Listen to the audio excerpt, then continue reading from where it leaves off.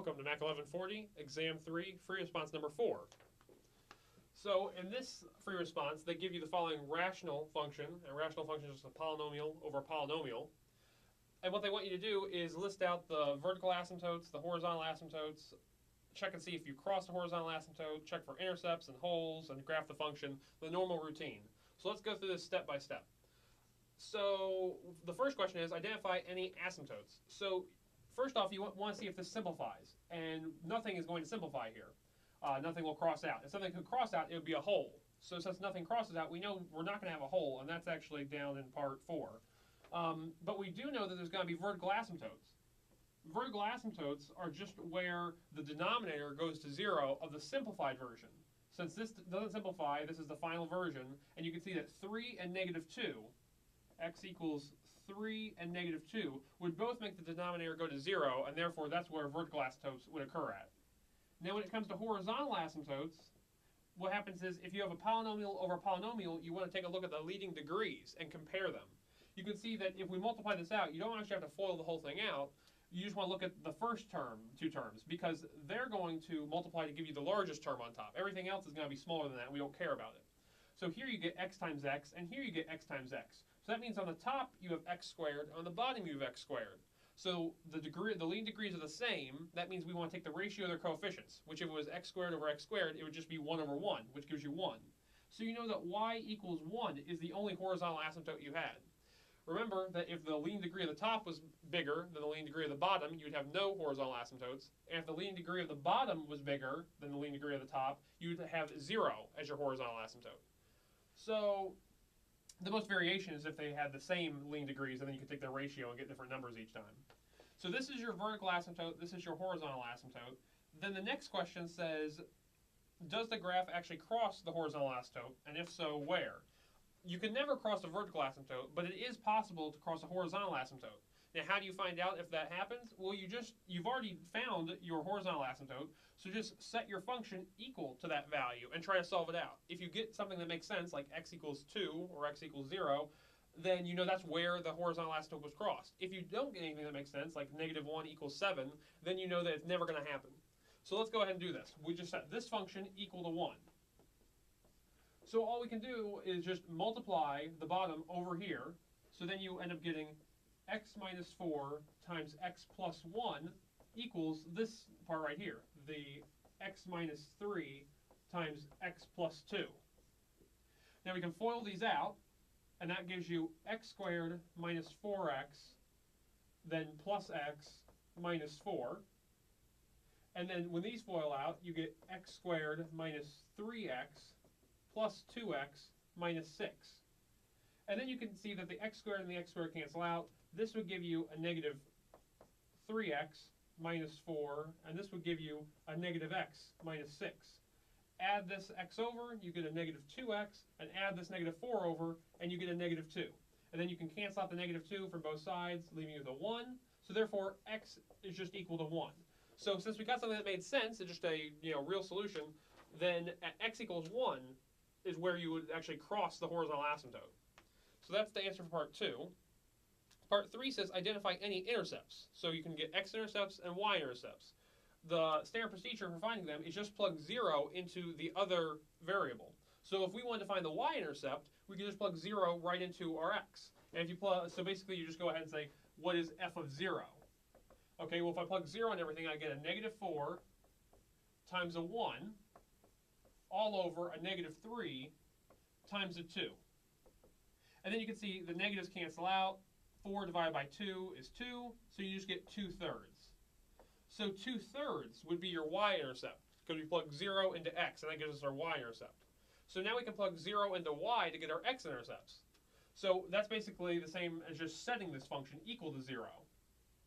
So now we no longer have this equal to 1. That was for the horizontal asymptote. If you set this equal to 0, that's finding the x-intercepts. And you can see the denominator has nothing to do with that. It's only the numerator. And then you can just read 4 and negative 1 are your x-intercepts.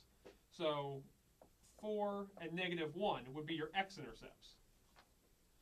So, and then if this is a function, you can have multiple x-intercepts, but you should only have one y-intercept. So that's for number 3. Number 4 was identify any holes if possible, and we already said that nothing cancels out, so there's not going to be any holes. So that's none. 5 says mark test intervals on the real number line, and then we can go ahead and sketch the graph of the function. Okay, so marking test intervals on this. Well, test intervals can be cut off by where it's either equal to 0 or undefined. Because the idea is only when it's equal to 0 or undefined do you have the chance to switch from being above the x-axis to below the x-axis, or vice versa. So you can see that's got to be 4, -1, 3, and -2.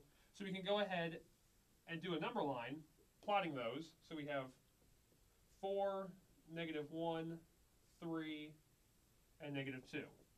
And then you choose numbers above and below and in between all the intervals. So we can choose 0 to be here, we can choose 3.5 to be here, 5 to be there, we can choose -1.5 to be here, and -3 to be there.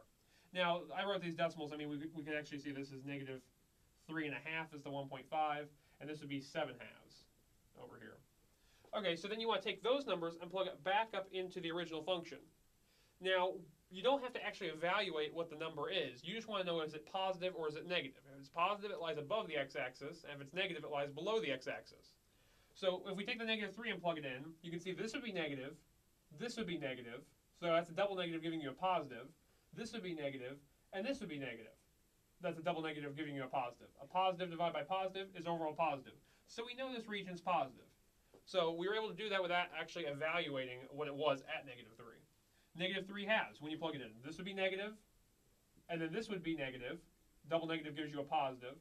This would be negative, but this would be positive. So you get a negative on the bottom and a positive up top, overall giving you a negative. Now, they tend to alternate, plus, minus, but that's not always the case. That's why you have to check each individual interval, because you could go plus, plus, or minus, minus. So then we've taken the 0, negative, positive, negative, positive. So it's going to be a negative up top, a negative on bottom. Negative divided by a negative is overall positive. 7/2, or 3.5, that's going to be negative and positive, so you got a negative up top. That's going to be positive and positive on the bottom. So overall it's going to be a negative. And finally 5, you can see positive, positive, positive, positive. So since everything's positive, it's overall positive. And we ended up alternating, which is usually the case, but not always.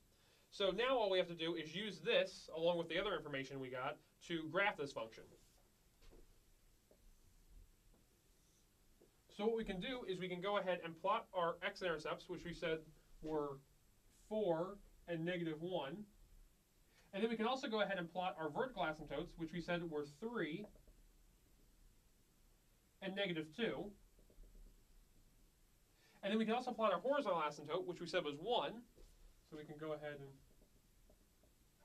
plot him there. We said there were no holes or anything, so we didn't have to worry about that. We can also plot our y-intercept if we wanted to. That was 2/3. So if this was 1, we could say 2/3 is right about there. So we have all that information plotted, and then we also have this information telling us if it lies above or below the x-axis. So with this and that information, we should be able to graph the function.